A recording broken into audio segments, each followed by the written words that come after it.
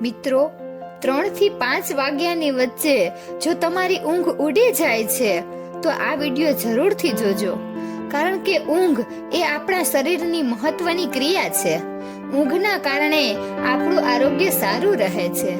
જો ઊંઘ આપણને અધકચરી થઈ હોય કે પછી સરખી ન થઈ હોય તો આપણે બેચેનીનો અનુભવ કરીએ છીએ, અને ઊંઘ સરખી ના થવાના કારણે આપણને આપણા શરીરમાં ઘણા બધા રોગો થવાની શક્યતા રહે છે.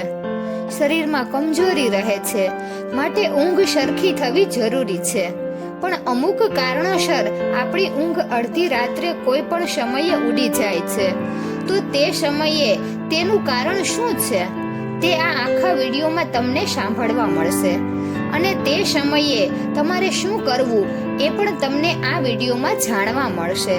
તો મિત્રો, આ વિડીયોને સ્કીપ કર્યા વગર ધ્યાનથી જોજો, અને આ વિડીયોમાં જણાવેલી માહિતી તમને પસંદ આવે તો વિડીયોને લાઈક, શેર અને હજુ સુધી ચેનલને સબસ્ક્રાઇબ ન કરી હોય તો ચેનલને સબસ્ક્રાઇબ જરૂરથી કરજો, કારણ કે જો આ વિડીયો દ્વારા તમને ઘણું બધું સમજવા અને જાણવા મળશે.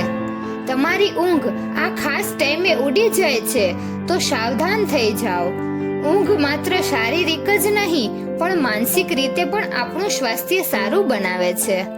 ઊંઘ થવાથી આપણું મગજ શાંત થાય છે, વિચલિત થતું નથી, અને એવું કહેવાયું છે કે આપણે રાત્રિના પહેલા પહોરમાં સૂઈ જવું જોઈએ અને બ્રહ્મ મુહૂર્તમાં જાગી જવું જોઈએ. પરંતુ આજનું આધુનિક જીવન એના કારણે આ બધું આપણાથી થઈ શકતું નથી, અને આ સંભવ પણ નથી. પહેલા તો જો આપણે વહેલા સૂવા પણ જઈએ તો આજના સોશિયલ મીડિયાનો જે સંસાધનો છે તે આપણને સૂવા દેતા નથી. જેમ તેમ કરીને આપણે માણસ સૂવાની કોશિશ પણ કરે છે તો ક્યારેક ઊંઘ ઉડી જાય છે અને હેરાન પરેશાન થઈ જાય છે, કારણ કે પછી બીજી વાર ઊંઘ આવવી ખૂબ જ મુશ્કેલ બની જાય છે. અને મિત્રો, વિજ્ઞાન એવું કહે છે કે રાત્રે ઊંઘ પહેલા ચરણમાંથી જ્યારે બીજા ચરણમાં પ્રવેશ કરે છે તો ઊંઘ હલકી થઈ જાય છે. જ્યારે ઊંઘ પહેલા ચરણમાંથી જતી રહી હોય તો આપણે થોડી ઊંઘ પૂરી થઈ ગઈ હોય, માટે આપણે ઊંઘ હલકી થઈ જાય છે, અને આ કારણે ઘણા લોકોને ઊંઘ ઉડી પણ જાય છે. હવે ઊંઘ પૂરી ન થવાથી કેટલાક પ્રકારના સ્વાસ્થ્યને સંબંધિત સમસ્યાઓ ઊભી થાય છે. ઘણી બધી પીડાઓ આપણા શરીરમાં થાય છે. રાત્રે કોઈ પણ સમયે ઊંઘ ઉડી જાય છે એ કોઈ મોટી વાત તો નથી, પરંતુ જો રોજ ઊંઘ એક જ સમયે એટલે કે એક જ વિશેષ સમયે ઉડી જાય છે તો તેને હલકામાં ન લેવું જોઈએ. આ એ કોઈ નાની વાત નથી. જો એક જ સમયે રોજ આપણી સાથે આવું બનતું હોય તો તેની ઉપર ધ્યાન જરૂર દેવું. આવું કોઈ વાર થતું હોય તો હજી ઠીક છે, પણ રોજ એક જ સમયે આવું થાય છે તો તેને નજરઅંદાજ બિલકુલ પણ ન કરવું. મિત્રો, આ દુનિયામાં વ્યક્તિના જીવનમાં કોઈ પણ વસ્તુ અર્થ કે કારણ વગર થતી નથી. ત્યાં સુધી કે જો વ્યક્તિના ઊંઘમાં સપનું પણ જુએ છે તો તે સપનાનું કોઈને કોઈ મતલબ જરૂર જ હોય છે. તે તમારા જીવનમાં બદલાવ લાવવા માટે સંકેત આપે છે, અને આ વાતને હલકામાં લેવું તે તમને બહુ ભારે પડી શકે એમ છે. માટે ધ્યાન આપો મિત્રો. જો તમારી સાથે આવું થઈ રહ્યું છે તો સમજો કે આ વિડીયો તમારા માટે જ બન્યો છે. તમારી સાથે જે કંઈ બની રહ્યું છે તો એનું તમને સમાધાન આ વિડીયોમાં મળી જાય, અને જાણો કે આવી રીતે ગમે ત્યારે તમારી ઊંઘ ઉડી જાય તો તેના પાછળનું કારણ શું છે. મિત્રો, જો તમે જલ્દી સૂવા માંગો છો અને જો 9 થી 11 પછી ઊંઘ નથી આવતી તો બની શકે કે તમે કોઈ ચિંતાથી પરેશાન છો, તમને કોઈ ચિંતા થઈ રહી છે, તમે કોઈ પણ માનસિક તણાવમાં છો. સારી ઊંઘ અને તણાવને દુશ્મની હોય છે. જો આ તમારું મગજ ચિંતા મુક્ત અને તણાવ વગર હોય ત્યારે તમને ઊંઘ સારી આવે છે. તો મિત્રો, આના માટે તમારે થોડો સમય ધ્યાન કરવું પડશે. તમારા ચહેરાને તે સમયે ઠંડા પાણીથી ધોઈ લેવો પડશે. ત્યારબાદ કોઈ પણ મંત્રોનો જાપ કરો જે તમને ઉર્જા આપે અને તમારા જીવનની ખુશીની પળોને યાદ કરો, જેનાથી તમારું મન પણ ખુશ રહે. આ રીતે તમે તમારા મનને, તમારા દિલને વાળી લો, તમારા મનને શાંત કરી લો અને પછી તમે તણાવ મુક્ત થઈ જાઓ. તમારું મગજ ઠંડુ પાડો. આવું કરવાથી માત્ર તણાવ મુક્ત જ નહીં પણ ઊંઘ પણ તમને સારી આવશે. આવા સમયે સારું વિચારો, તમારા જીવનની સારી પળોને યાદ કરો અને ભગવાનના મંત્રનો જાપ કરો, થોડું ધ્યાન કરો. આના કારણે તમને ઘણી બધી શાંતિ મળશે અને ઊંઘ પણ સારી આવશે. તમારી ઊંઘ અચાનક જ ઉડી જાય છે તો તમે કોઈ વાતને લઈને બહુ વધારે ચિંતામાં છો. આ સમયે તમે પોતાને ભરોસો અપાવો, તમે ખુદ પર ભરોસો રાખો, વિશ્વાસ રાખો. જો જે થવાનું છે તે તો થવાનું જ છે. ઘણી બધી વસ્તુઓ એવી હોય છે જે આપણા હાથમાં નથી હોતી. જેટલું આપણાથી બની શકે તેટલું તો આપણે કરી જ લઈએ છીએ અને એમ છતાં પણ જો સમસ્યાઓનો ઉકેલ નથી આવતો તો પછી તે સમસ્યાને તમે સમય પર છોડી દો. સમય સાથે તે સમસ્યાઓનો ઉકેલ જરૂર આવી જશે. પોતાની જાતને ચિંતા મુક્ત રાખો. ચિંતા કરવાથી કંઈ થવાનું નથી. માટે તમે તમારા ઉપર ભરોસો રાખો અને અમુક સમસ્યાઓ જે તમારા હાથમાં જ નથી તે તમે સમય પર છોડી દો અને શાંતિથી ઊંઘ કરો. તમે જો સારી ઊંઘ કરશો તો તમારું સ્વાસ્થ્ય પણ સારું રહેશે અને જો ઉપરથી આવી બધી ચિંતાઓ કરશો તો તમારી ઊંઘ બગડશે અને સ્વાસ્થ્ય પણ બગડશે. તો તમે તમારી સમસ્યાઓની સાથે લડી નહીં શકો તો ચિંતા છોડી દો. જો તમે સારી ઊંઘ કરશો તો તમારી ઊંઘ પૂરી થશે એટલે તમે તમારા શરીરમાં તાજગી આવશે અને તાજગી આવવાથી ગમે તે સમસ્યાઓનો સામનો કરી શકશો. જો તમે વિદ્યાર્થી છો તો પછી તમે કેવી રીતે લખશો? માટે ઊંઘને સારી રીતે પૂરી કરો.